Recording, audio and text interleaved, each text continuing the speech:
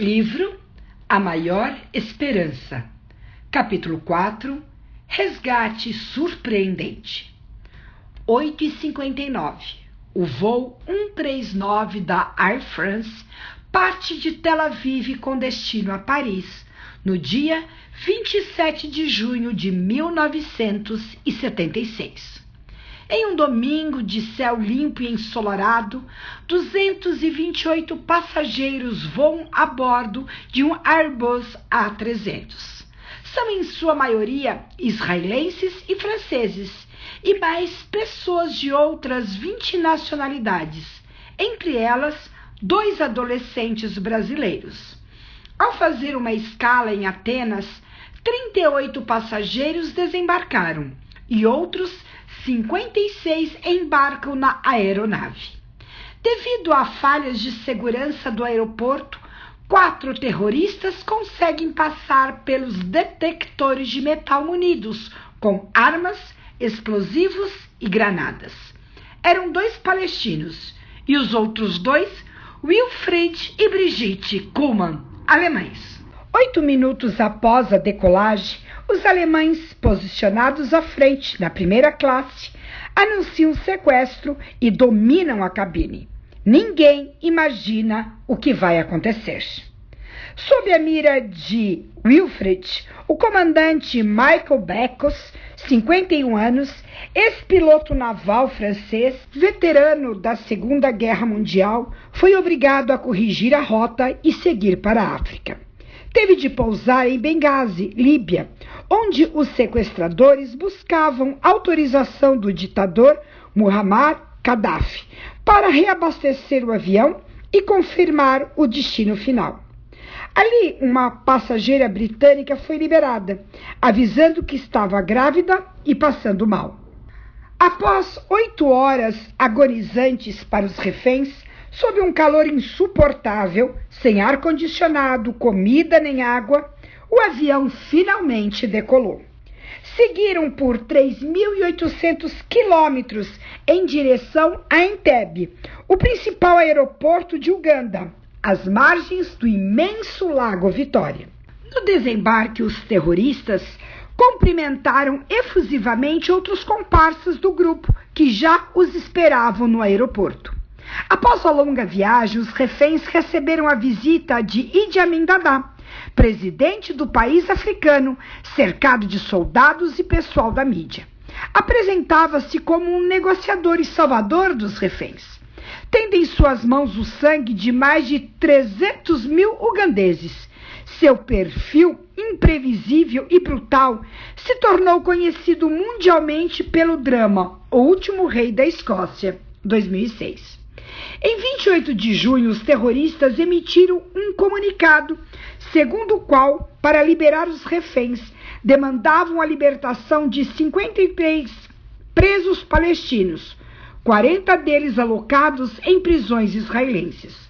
Caso não fossem atendidos, em 3 dias destruiriam o avião com os passageiros dentro. O pedido era logisticamente impossível de se atender no prazo dado. Os líderes políticos dos países envolvidos também não viam uma solução segura para o caso. O governo israelense tentava incessantemente negociar por meio de conversações diretas com Amin, porém sem sucesso. A tensão entre os reféns, especialmente os israelenses, aumentou no dia seguinte, 29 de junho. Com marretas, soldados ugandenses abriram um buraco em uma parede interna e os terroristas separaram os israelenses das pessoas de outras nacionalidades. Um dos reféns sobrevivente do Holocausto reviveu seus traumas ao ser chamado para pegar seus pertences e ir para o outro lado.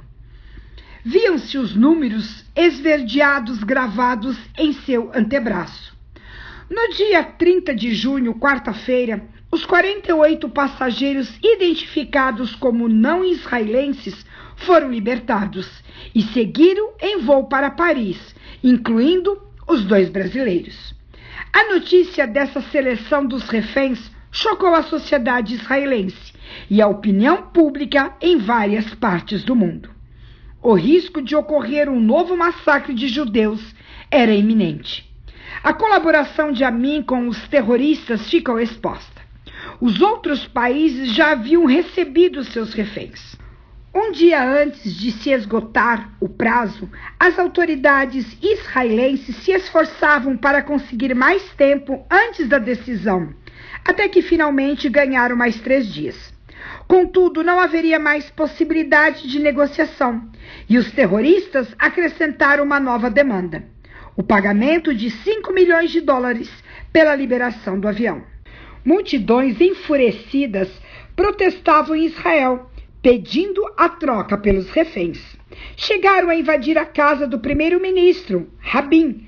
Sem a plena certeza do que fazer, a decisão foi adiada, mas tinham de resolver logo. Caso contrário, 2 reféns morreriam a cada hora, incluindo as crianças, segundo a última mensagem vinda de Entebbe. Todas as opções estavam sobre a mesa e eram discutidas às portas fechadas. As negociações prosseguiam com a intermediação de outros países, mas não avançavam. Paralelamente, desde o primeiro dia do sequestro, os militares se preparavam para oferecer uma alternativa. Sayeret Matkal, a principal unidade de elite israelense, foi destacada para preparar uma ousada ação de resgate, cognominada inicialmente como Operação Thunderbolt. Nesse plano improvável, comandos israelenses deveriam voar milhares de quilômetros, passando por diversos territórios inimigos sem serem localizados por radar. Precisariam também realizar o mais difícil: pousar em Entebbe, mantendo o elemento surpresa para evitar a execução dos reféns. Caso os terroristas suspeitassem da chegada dos israelenses, matariam os reféns, como havia acontecido em um atentado recente. O ataque deveria ser noturno, mas ainda não se sabia nem mesmo se as luzes da pista de pouso estariam ligadas, detalhe fundamental para o sucesso da ação. Paraquedistas não podiam saltar sobre o Lago Vitória, infestado de crocodilos. A única opção que restava era a ida direta a Entebbe. Pouco mais de um dia antes do prazo final, os políticos não haviam tomado a decisão. Treinamentos intensivos haviam sido feitos ao longo da semana, mesmo sem os militares saberem ainda se o plano seria aprovado. Os comandos precisavam partir no máximo até às 15 horas, para chegar em tempo. Finalmente tiveram permissão do primeiro-ministro para voar, mas a confirmação da operação só chegaria via rádio durante o voo. 4 aviões de transporte militar Hércules C-130, sendo um deles um avião hospital, decolaram com dificuldade, sobrecarregados e mantendo uma baixíssima altitude de cerca de 15 metros no trecho acima do Mar Vermelho, para evitar os radares. Caso os pilotos fizessem um movimento em falso para frente de apenas 2 milímetros no controle do manche, o avião se destruiria no mar. A turbulência era intensa e os soldados passaram mal. Os 4 aviões militares eram seguidos por um Boeing 707, que deveria sobrevoar o aeroporto de Entebbe, prover comunicação em tempo real com Israel e oferecer mais serviços médicos, caso fossem necessários. Após várias horas de viagem, avistaram o aeroporto ugandense. As luzes da pista ainda estavam acesas, logo depois do pouso de um avião da British Airways, o último do dia, conforme o serviço de inteligência israelense havia antecipado. O primeiro, C-130, fez o pouso e parou na metade da pista. Rapidamente, soldados desceram para colocar lâmpadas móveis junto às luzes laterais, a fim de garantir que os outros 3 aviões militares conseguissem pousar. A rampa do primeiro C-130 se abriu e desceu por ela inusitadamente uma Mercedes preta. Era idêntica à utilizada por Idi Amin e tinha até bandeiras ugandeses. Dentro da Mercedes estava Yonatan Netanyahu, conhecido como Ione, que era o chefe da unidade de elite, e outros comandos, seguidos por Land Rovers militares, semelhantes às que escoltavam Amin. Após um percurso de mais de 1 quilômetro, iniciou-se o confronto e os reféns acordaram assustados. Com centenas de balas riscando a escuridão, os soldados israelenses conseguiram chegar ao prédio e encontrar os reféns debruçados. Os gritos e toda a comunicação eram ouvidos em tempo real, com a apreensão pela sala de comando em Israel. Durante a intensa luta e sob o fogo dos terroristas e dos soldados ugandenses, 4 soldados foram feridos. Quando os reféns estavam para ser retirados, um atirador posicionado na torre conseguiu ferir Ione gravemente. A operação durou 59 minutos. Dos 106 reféns, 102 foram resgatados com vida, incluindo o comandante e a tripulação que haviam escolhido ficar ao lado dos reféns israelenses, desde a separação 4 dias antes. Infelizmente, 3 morreram, e a idosa Deborah Bloch, que fora levada para um hospital próximo no dia anterior devido ao engasgo, não pôde ser resgatada e foi condenada por Idi Amin à morte logo depois. Os C-130 partiram e foram acompanhados pelo Boeing. Os aviões seguiram para Nairobi, Quênia, onde foram reabastecidos e dali foram para Israel. Para a tristeza de sua unidade, Ione não resistiu aos ferimentos, falecendo aos 26 anos de idade, com um longo histórico de sacrifícios pessoais em busca de um ideal. Sua liderança e empenho haviam sido elemento fundamental para a aprovação e o sucesso espetacular da operação. Tornou-se um herói nacional. Em sua homenagem, a ação passou a ser chamada Operação Yonatan. Vários livros e documentários foram feitos sobre ele. 740, 4 de julho, Renovot, Israel. Uma semana após o sequestro, em outro domingo de sol, o primeiro-ministro e todos os líderes se esforçam para encontrar no céu um sinal da chegada dos aviões com os heróis e os resgatados. Muitos punham a mão na testa, fazendo sombra para os olhos, tentando avistar alguma coisa no céu infinito, até que um ponto escuro surgiu à distância. Era o primeiro C-130. Ao aproximar-se, foi recebido com aplausos e muita emoção. Os reféns encontraram uma grande mesa repleta de alimentos, água e sucos. Aquela era uma primeira parada antes da chegada ao aeroporto de Lod, atual Ben Gurion, onde os parentes e a imprensa os esperavam. O avião decolou novamente e após mais 15 minutos de voo, o primeiro C-130 com os reféns resgatados chegou ao aeroporto de Lod, diante de uma multidão em festa. O país inteiro comemorava e o mundo assistia às cenas em admiração e espanto. Ainda hoje, a operação realizada em Entebbe é considerado o maior e mais bem-sucedido resgate de reféns da história.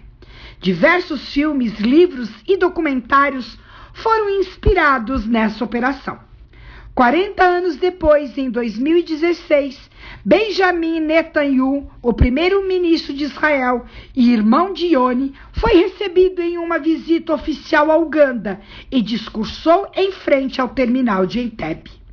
As bandeiras dos 2 países foram hasteadas e uma placa foi posta em memória ao incrível resgate ocorrido ali. Podemos ter uma ideia da apreensão e do sofrimento dos reféns em Entebbe. Iniciaram uma viagem pacífica, mas acabaram sendo levados aonde jamais tinham imaginado ir. Sofreram fome, sede e ameaças. Estiveram nas mãos de pessoas dispostas a destruí-los e não tinham a mínima chance de se libertar sozinhos, sob a mira de terroristas e cercados por um exército inimigo. Ouviram falsas promessas. Precisavam desesperadamente de uma ajuda que não chegava. Alguns deles foram marcados e separados para a morte certa, mas quase todos foram salvos nos últimos instantes, graças ao empenho de pessoas corajosas que arriscaram sua vida para tirá-los dali. A Bíblia anuncia um grande resgate e salvamento final. Embora ainda exista muita coisa bela no mundo, vivemos cercados de sofrimento e doenças. Queiramos ou não, envelhecemos, sofremos perdas e vivemos à sombra da morte. Simplesmente não temos como nos livrar sozinhos. Do ponto de vista espiritual, também há um grande conflito em andamento e uma incrível disputa por mentes e corações. A terra é o campo de batalha. Um anjo caído a reclama como sua e procura fazer dos seres humanos seus reféns. Isso pôde ser percebido da primeira vinda de Jesus, quando ele sofreu um ousado sequestro relâmpago do inimigo de Deus, para receber uma proposta tentadora. Então o diabo o levou para um lugar mais alto e, num instante, lhe mostrou todos os reinos do mundo e disse: eu lhe darei todo este poder e a glória desses reinos, porque isso me foi entregue e posso dar a quem eu quiser. Portanto, se você me adorar, tudo isso será seu. Lucas 4, versículos 5 e 7. Felizmente, Jesus não caiu nessa armadilha. A terra e os seres humanos nunca pertenceram ao inimigo de Deus, que é um usurpador. Se alguém tem o direito a este mundo, é apenas seu Criador.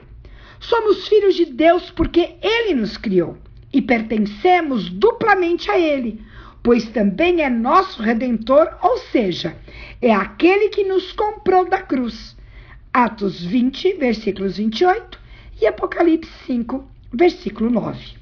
Com a entrada do pecado neste mundo, a humanidade se contaminou mortalmente. Portanto, assim como por um só ser humano entrou o pecado no mundo e pelo pecado veio a morte, assim também a morte passou a toda a humanidade, porque todos pecaram. Romanos 5, versículo 12. A degeneração moral e espiritual do pecado trouxe a morte, porque o salário do pecado é a morte. Romanos 6, versículo 23. Nosso maior problema, então, não era o inimigo externo, aquele que usurpa o mundo e trata a humanidade como refém. Deus sabe como lidar com ele e tem um infinito poder para neutralizá-lo. A grande questão é o pecado. Não apenas as ações ruins, mas um estado de alienação espiritual, uma distância de Deus ou mesmo uma doença da qual brotam nossas tendências negativas e as mazelas do mundo. O inimigo de Deus e seus anjos caídos, que também são pecadores, às vezes manipulam nossas tendências para nos aprisionar atrás das barras do egoísmo, da mentira e dos vícios. Assim, a questão não é só Deus pagar o preço por nossa liberdade. Deus até poderia fazer isso, mas nós não iríamos querer sair do cativeiro. Para os israelitas do tempo de Moisés, não bastava Deus tirar o povo do Egito. Era preciso tirar o Egito do povo. Deus os havia livrado da escuridão e queria levá-los para uma vida de liberdade. Mas o povo diversas vezes quis voltar à terra da escravidão. Foi por isso que Jesus veio a primeira vez. Por meio de sua vida, morte e ressurreição, Cristo ligou com o seríssimo problema do pecado, que está na base das dificuldades que enfrentamos hoje no mundo. E uma das maiores definições de pecado é dada pelo apóstolo João. O pecado é a transgressão da lei. 1 João 3, versículo 4. Jesus veio a primeira vez não só como resgatador, mas como o próprio resgate, o pagamento pela nossa redenção, por termos infringido a lei divina. O resgate não é pago a Satanás, pois Deus não deve nada a ele. O resgate é pago ao próprio Deus, por causa da transgressão de sua lei santa e eterna, derivada de seu caráter. Jesus assumiu essa missão e tomou sobre si a penalidade que estava reservada para nós. Por meio de seu sangue, sua vida, ele pagou o preço da nossa redenção.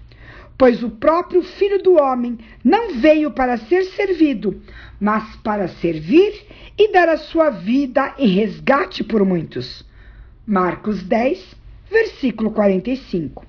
Ele deu a si mesmo em resgate por todos. 1 Timóteo 2, versículo 6.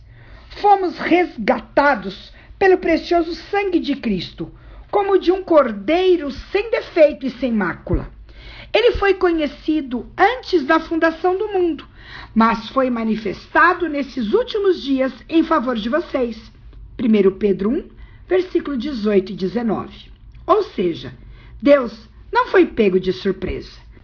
Antes de precisarmos de sua salvação, ele já havia feito um plano, uma operação espetacular e inesperada. A cruz está no centro do resgate. Foi a condição essencial antes do resgate definitivo.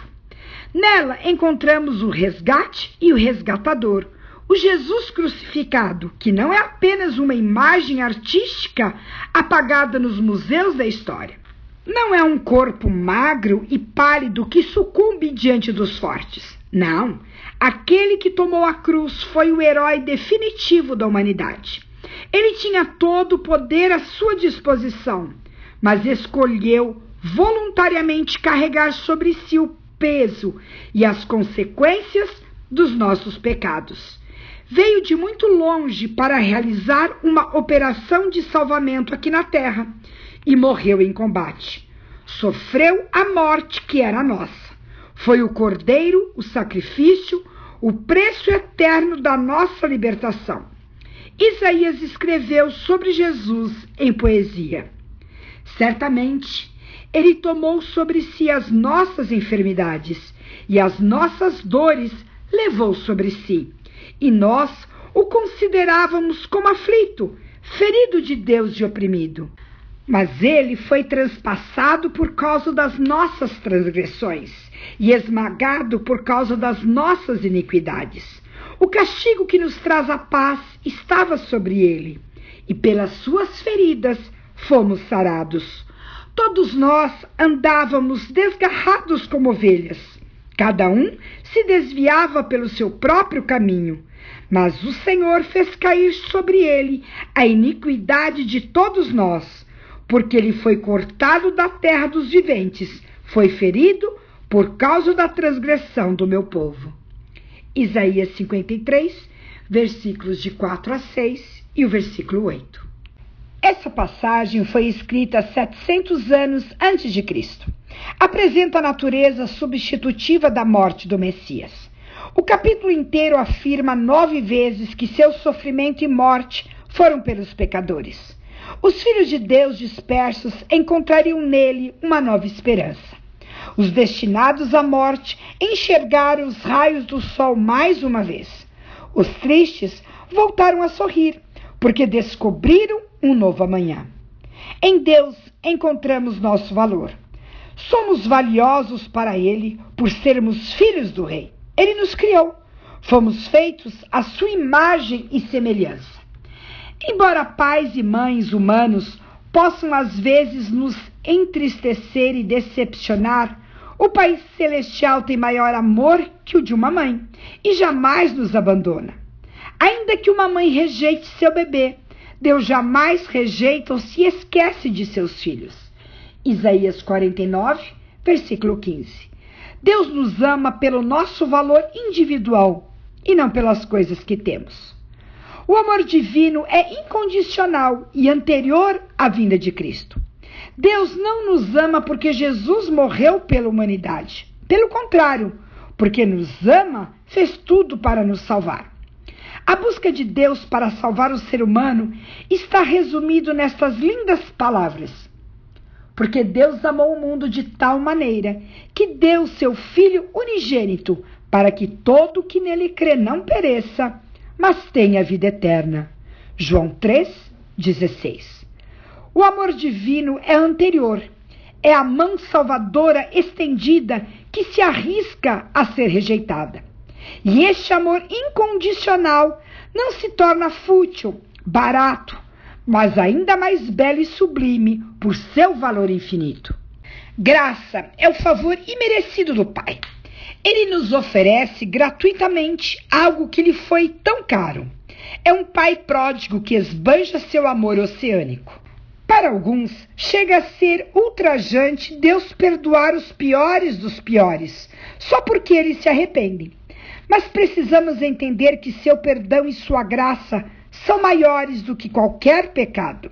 São poderosos para limpar qualquer mancha, eliminar toda a culpa e pagar a maior dívida. Para matar nossa sede espiritual, a morte de Cristo na cruz providenciou imensas cachoeiras da graça, pois onde aumentou o pecado, aumentou mais ainda a graça. Romanos 5, versículo 20. Você consegue avaliar o quanto isso é maravilhoso? Tudo isso é muito bom, mas ainda estamos aqui. Nas grandes metrópoles, milhões esperam ônibus e metrôs lotados antes de o dia amanhecer. Soam às 2 da tarde e levam vento frio no rosto à noite. Enfrentam filas nos hospitais, pagam impostos e dão um jeito de sobreviver a cada dia. Muitos estão desempregados e fazendo o possível e o impossível para se manter. Porém, independentemente da realidade de cada um, todos enfrentamos doenças, sofremos perdas e todas as belas promessas da Bíblia não mudam essa realidade. A violência e as ameaças a nosso bem-estar estão por toda parte. Quando tudo isso terá um fim? De fato, as promessas de Deus falam sobre a transformação em nossa vida hoje. Ele não muda o mundo, mas atua em você, lhe dá um novo coração e um amor sobrenatural. Mesmo assim, ainda estamos sujeitos ao pecado e às suas consequências, entre elas a morte. Ainda precisamos desesperadamente de um resgate, mas a boa notícia é que nem mesmo a morte será capaz de impedir que Deus reúna seus filhos. Ao consolar os cristãos, ajudando-os a lidar melhor com a perda de entes queridos, Paulo detalha o momento do grande resgate final do povo de Deus. Ele acontecerá na volta de Jesus.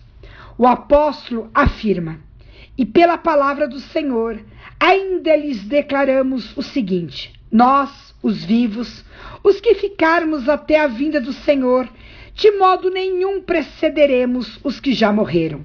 Porque o Senhor mesmo, dada a sua palavra de ordem, ouvida a voz do arcanjo e ressoada a trombeta de Deus, descerá dos céus, e os mortos em Cristo ressuscitarão primeiro.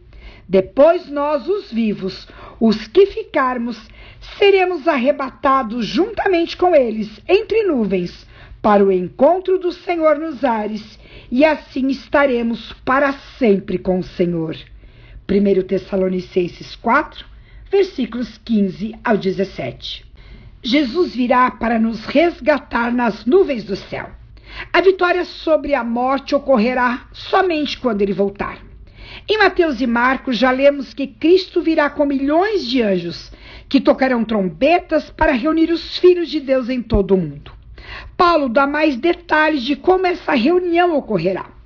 Os mortos em Cristo, ou seja, aqueles que creram nele, serão ressuscitados nessa ocasião.